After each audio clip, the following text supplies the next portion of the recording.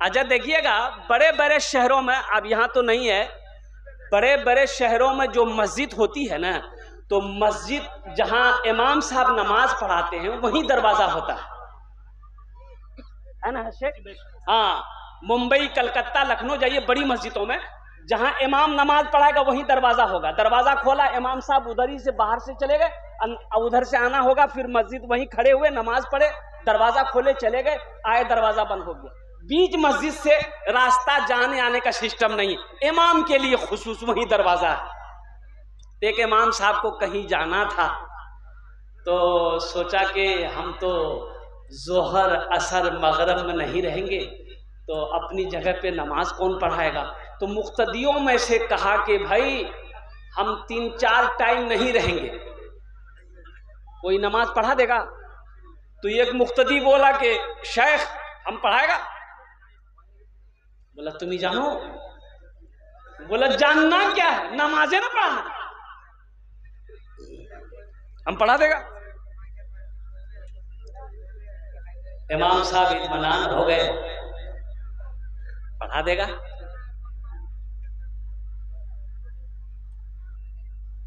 जोहर की नमाज पढ़ाया, ये जहरी नमाज, ये सिर्री नमाज है।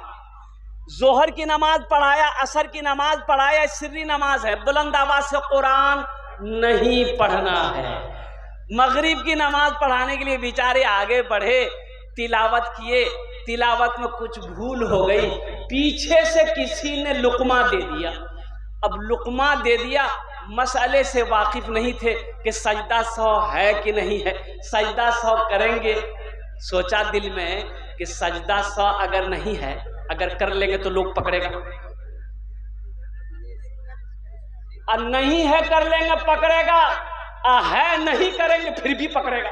बड़ा पेशो पेश में पड़ गया हो कि रे बाबा हम की करबो। ए बाबू, ए बच्चा नहीं समझ में आया, बैठो वहीं पर, तुम बैठ जाओ वहीं पर।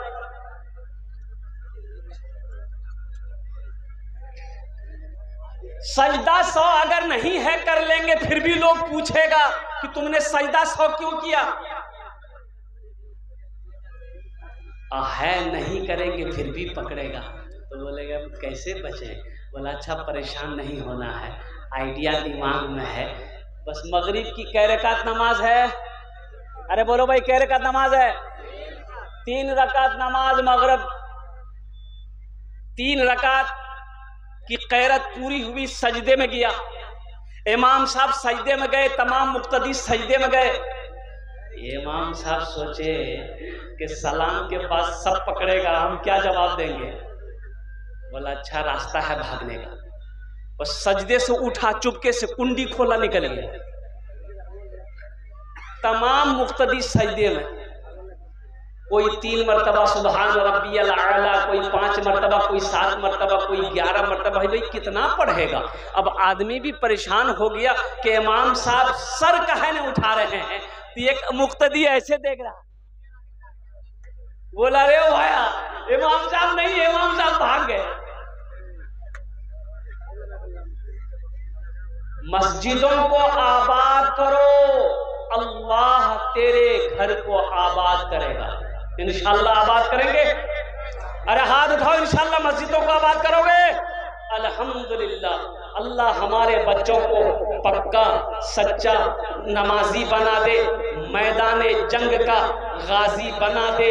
या अल्लाह मेरे बच्चों को, मेरी दुआ है, खाने काबा का हाजी बना दे। आमीन बोले अल्हम्दुलिल्लाह। नमाज किसी भी हालत में मुआफ नहीं है, किसी भी हालत में। अरे बोलो भाई, अरे बोलो भाई।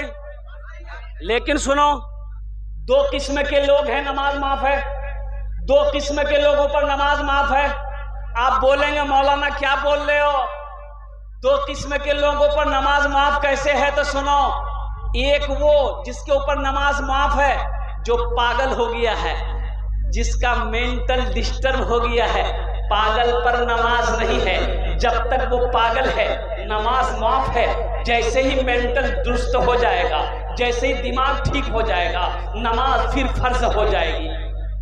पहला नंबर पागल, दूसरा नंबर वो है जिसके ऊपर नमाज माफ है जो मर गया। मुर्दे पर नमाज, अरे भाई जोर से बोलो, मुर्दे पर नमाज माफ है। अब जो लोग नमाज नहीं पढ़ते हैं वो सोचिए ये दोनों में से क्या है? भाई मुसलमान हो और नमाजी ना हो, ऐसा हो ही नहीं सकता। जो मुसलमान होगा वो नमाजी होगा, अल्हम्दुलिल्लाह। जो मुसलमान होगा वो नमाजी होगा। ऐसा हो ही नहीं सकता है कि मुसलमान हो नमाजी ना। हाशी मामला के जानो तुमरा? अरे जानो जो बोलो ना, ओ साउथ अफ्रीका टीमें खेले, क्रिकेट खेले, हाशी मामला ओहो আমার অনেক ছেলে লাগানে বসে আছে। ए मेरे बच्चों सुनो, वो हाशी मामला साउथ अफ्रीका टीम से खेलता है, पूरी यहूदियों की टीम है। अब पूरे यहूदियों के अंदर में वाहिद मुसलमान नौजवान है 24 साल का। ये नौजवान इतनी बड़ी दाढ़ी, इतनी बड़ी दाढ़ी है। और जानते हैं क्रिकेट खेलने आया था कलकत्ता, इंडिया आया था। तो जब लंच ब्रेक हुआ पानी पीने के लिए, खेल चल रहा था, जोहर का वक्त हुआ, 1 बजा, लंच ब्रेक हुआ पानी पीने का खिलाड़ियों को। हाशी मामला ने अल्हम्दुलिल्लाह मैदानी के अंदर में वजू बनाया, वजू बना के सबसे पहले जोहर की नमाज अदा की।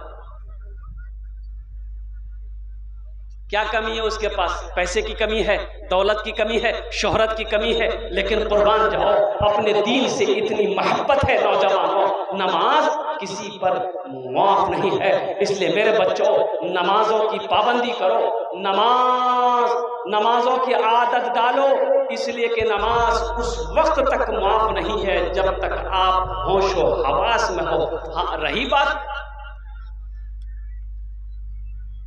बहुत सारे बच्चे नौजवान इसमें ऐसे हैं जिसको नमाज का तरीका भी पता नहीं है कि सजदा कैसे करना, रुकू कैसे करनी है, जलसे में कैसे बैठना है। अल्लाहु अकबर कबीरा वल्हम्दुलिल्लाहि कसीरा बुकरतु वसीला। अल्लाहु अकबर। मेरे बच्चों कब सीखोगे, कब जानोगे? इसलिए उलमा से मोहब्बत करो, उलमा के करीब हो जाओ, आलिमों के करीब हो जाओ, शेख के करीब हो जाओ और दीन को सीखो। सबसे पहले अपनी नमाज की तैयारी करो, नमाज पढ़ो इससे पहले कि तुम्हारी नमाज पढ़ी जाए। नमाज पढ़ो इससे पहले के, अरे बोलो भाई, इससे पहले के तुम्हारी नमाज पढ़ी जाए। नमाज पढ़ो, नमाज के बोलो ना, नमाज के बोलो ना काज आछे, काज के बोलो আমার নামাজ আছে। নামাজ के बोलो ना काज আছে, काज के बोलो আমার নামাজ আছে, काज के बोलो আমার নামাজ আছে। अभी फिलिस्तीन की जंग हो रही है, पता है? अरे बोलो भाई, पता है? यहूदियों से फिलिस्तीनी जंग लड़ रहे हैं, इजराइल से फिलिस्तीनी जंग लड़ रहा है। और यूं कहो एक तरफ हक है, दूसरी तरफ बातिल है, एक तरफ मर्द मुजाहिद है और दूसरी तरफ एक बुज़दिल है। और कुर्बान जाओ, अजब बड़ा हिस्ट्री है ये फिलिस्तीन। आज जो इजराइल है ये हकीकत में पहले फिलिस्तीन ही था, ये इजराइल तो अब बना है। सन 1948 में ये जगह फिलिस्तीन की थी, ये जगह फिलिस्तीन की थी, यहूदियों की जगह नहीं थी। यहूदियों को मुसलमानों ने जगह दिया रहने के लिए, ठहरने के लिए। और वही कहते हैं ना कि किसी को बैठने की जगह दो तो फिर वो सो जाएगा। बोलो बात सही कि गलत है? बोलो भाई, अरे बोलो भाई। एक ट्रेन में जनरल बोगी में एक आदमी सीट पर सोया हुआ था। एक आदमी गया, बोला भाई थोड़ा उठ के बैठो, हमको भी बैठने दो। तो उसको बोला तुम पहचानते हो हम कौन हैं? बोला अरे बाप लगता बदमाश है। बोला भाई झमेला करना नहीं है, छोड़ दिया। वो आदमी आगे दूसरे डिब्बा में चला गया। दूसरा आदमी आया, वो भी बोला कि भाई थोड़ा उठ के बैठते, हम भी बैठ जाते। बोला तुम पहचानते हो हम कौन हैं? लगता कोई नेता होता है।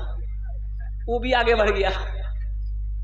तीसरा आदमी आया, वो बोला कि दादा एक तो उठुन ना बोसुन ना, हमारे बोसते दो। तो उसको भी बोला कि तुम पहचानते हो हम कौन हैं? तो आदमी पूछिए लिया कौन हो तुम? बोला हम बीमार हैं। बोल जा हम बीमार आजी अल्हम्दुलिल्लाह अल्हम्दुलिल्लाह। तो मैं ये कहना चाहूँगा मेरे बच्चों, मेरे नौजवानों, नमाजों की पाबंदी करो। मुसलमान हो नमाजी ना हो, ऐसा हो नहीं सकता। तो मैं फिलिस्तीन के बारे में बता रहा था। ये फिलिस्तीन आज जो यहूदी जंग कर रहा है, फिलिस्तीनियों को शहीद कर रहा है, हमारी माओ को शहीद कर रहा है, हमारी बेटियों को शहीद कर रहा है, बच्चों को शहीद कर रहा है, नौजवानों को शहीद कर रहा है, मस्जिद अक्सा को छीनने की कोशिश कर रहा है। हकीकत में आपको अल्लाह अकबर कबीरा, ये यहूदी जो कौम है ना, सुनो मुसलमानों जागो, ये जागो। पूरी दुनिया के अंदर में सिर्फ 1% यहूदी है, 1%, लेकिन पूरी दुनिया पर हावी है। क्यों? इसलिए ये जो तालीमी बेदारी कॉन्फ्रेंस तुमने किया है, अल्लाह अकबर कबीरा, इन लोगों ने तालीम को फोकस दिया है, इन लोगों ने तालीम को फोकस किया, एजुकेशन को फोकस किया। और जानते हो यहूदी का बच्चा जब पैदा होता है ना, यहूदी का बच्चा जब पैदा होता है, जब बच्चा चलने लगता है ना, तो यहूदी लोग अपने बच्चे के एक हाथ में किताब देता है, एक हाथ में कलम देता है। हमारे यहाँ बच्चा जैसे 9 साल 10 साल का होता है ना, तो सीधे पंजाब भेज देते हैं, दिल्ली भेज देते हैं, लखनऊ भेज देते हैं। जा बेटा जा कमा, जा बेटा जा कमा, टाका आदमी तो और बैंक को तो रखो टाका कहाँ है? आप क्या तरक्की करोगे?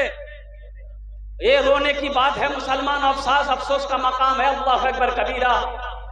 हम तो ये कहेंगे, ये हिंदुस्तान में जब मुसलमानों की हुकूमत थी ना, जहांगीर चला गया, शाहजहां चला गया, शाहजहां, अफसोस है शाहजहां तुमने ताजमहल बनाया, काश उस ताजमहल की जगह पे कोई यूनिवर्सिटी बना दिए होते तो आज मुसलमान उससे फैजियाब हो। लाल किला बनाया, कौम को क्या फायदा मिला? इससे क्या मिला? ताजमहल से क्या मिला मुसलमानों को? काश तुम यूनिवर्सिटी बनाते, कॉलेज बनाते। आज हमारी बेटियां मुर्तद हो रही है। अब देखिए 2023 का रिपोर्ट है, 2023 का रिपोर्ट है, सिर्फ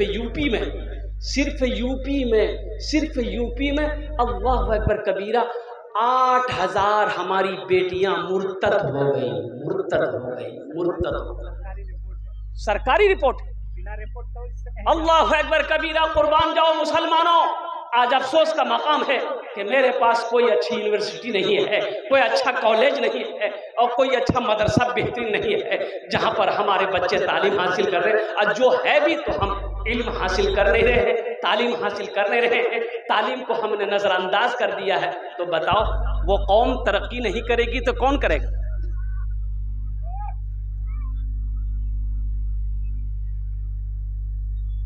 कौन करेगा? जाहिल तरक्की करेगा? अरे बोलो भाई, अरे पढ़ा लिखा तरक्की करेगा कि जाहिल तरक्की करेगा? तो पढ़ोगे कहाँ? धान के खेत में? धान के खेत में पढ़ोगे, मक्का के खेत में पढ़ोगे कि कॉलेज में पढ़ोगे, यूनिवर्सिटी में पढ़ोगे, स्कूल में पढ़ोगे, मदरसों में पढ़ोगे, मकतब में पढ़ोगे? पढ़ोगे तब ना, कब पढ़ोगे? एक नौजवान एक मौलवी साहब से कहा, मौलवी साहब रुकिए, एक सवाल का जवाब दे दिए। बोला की सवाल आज है? बोला सुन लीजिए, अगर सवाल का जवाब सही नहीं दे पाए तो 500 रुपया फाइन ले लेंगे आपसे। बोला क्यों ना? क्यों ना तुम्हें फाइन ली भी हमारे? बोला इसलिए कि आप आलिम ना हैं, पढ़ा लिखा हैं, 500 रुपया फाइन देना होगा। तो हजरत ने, मौलाना साहब ने कहा कि बाबू अगर हम जवाब नहीं दे पाएंगे तुम ही जवाब दे देना। बोला ठीक हजरत, अगर हम भी जवाब नहीं दे पाए तो आपको 50 टका हम फाइन देंगे। बोला का है, हमसे 500 रुपया लेगा और तुम 50 टका देगा?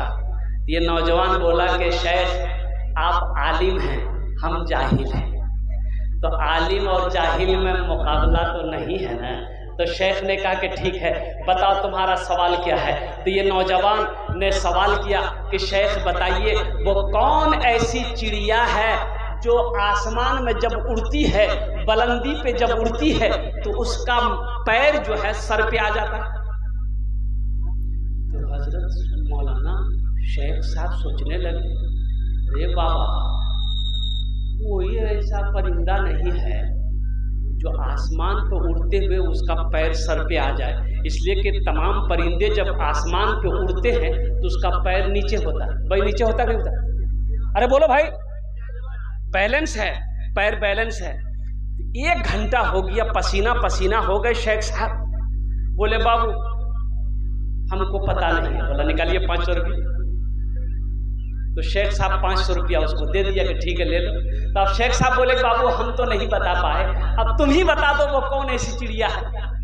ये नौजवान वही 500 रुपया में से 50 टका दे दिया। बोला शेख हमको भी पता नहीं वो कौन ऐसी चिड़िया है। पढ़ो मेरे बच्चों पढ़ो। तो मैं ये कह रहा था कि यहूदी आज हमारे बच्चों को कत्ल कर रहा है, फिलिस्तीनियों को फिलिस्तीन से निकालने की कोशिश कर रहा है, हमारी मस्जिद अक्सा को छीनने की कोशिश कर रहा है। लेकिन कुर्बान जाओ फिलिस्तीन के मुजाहिदों पर, हमारी माँ पर, हमारी बेटियों पर उन लोगों ने अहद कर लिया है जान दे देंगे, मस्जिद अक्सा नहीं छोड़ेंगे। ईमान ऐसा मजबूत बनाओ, ईमान ऐसा मजबूत बनाओ मुसलमानों।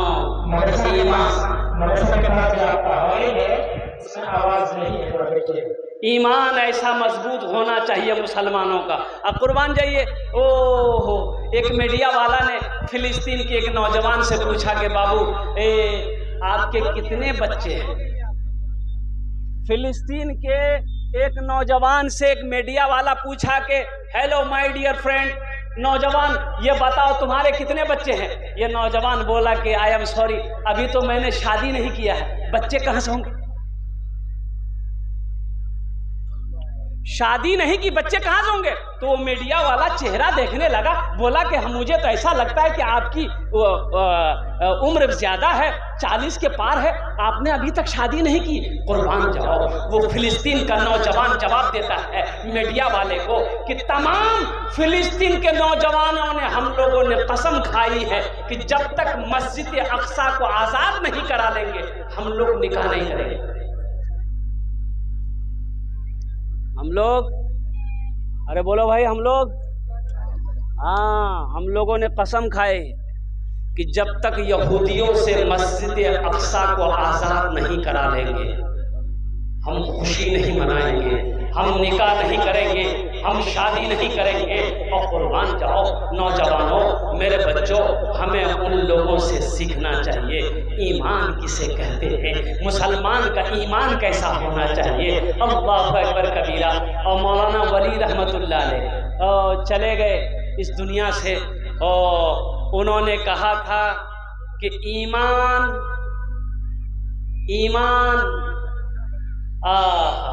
अब बुज़दिली एक दिल में जमा नहीं हो सकते।